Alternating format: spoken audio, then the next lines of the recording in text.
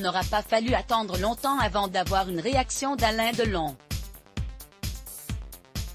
Le 21 janvier 2021, quelques heures après l'annonce du décès de l'actrice Nathalie Delon, son ex-époux a commenté cette triste disparition. C'est leur fils Anthony Delon qui a annoncé le décès jeudi midi, précisant que sa mère avait succombé à un cancer rapide, à l'âge de 79 ans.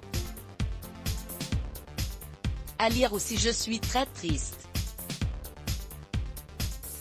Cela me fait toujours beaucoup de mal quand partent ceux que j'ai aimés, Alain Delon a-t-il commenté auprès de l'AFP. Nathalie a été ma première femme et la seule Madame Delon, a ajouté l'acteur de légende, aujourd'hui âgé de 85 ans.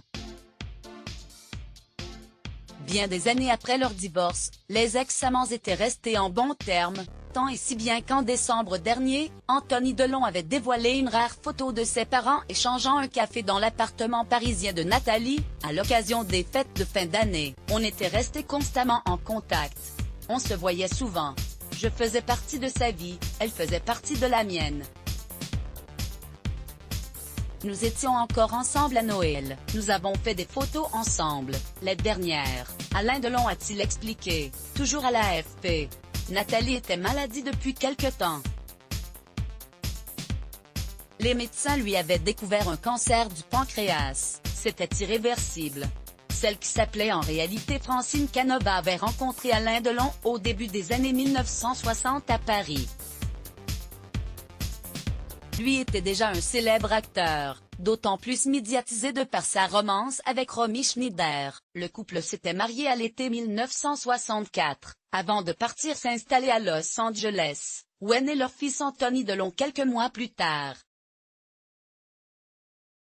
Rentrée en France, Nathalie avait fait ses débuts de comédienne en 1967 aux côtés de son mari, dans le film Le Samouraï.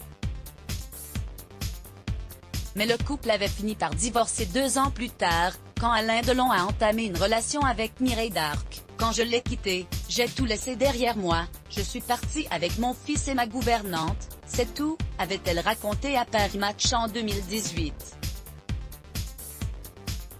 Également maman d'une fille prénommée Nathalie, née d'un premier mariage, Nathalie Delon avait prolongé sa carrière sur grand écran jusque dans les années 1980 en jouant dans une vingtaine de films.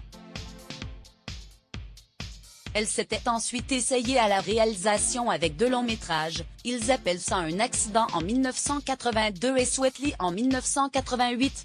Let's Block ADS.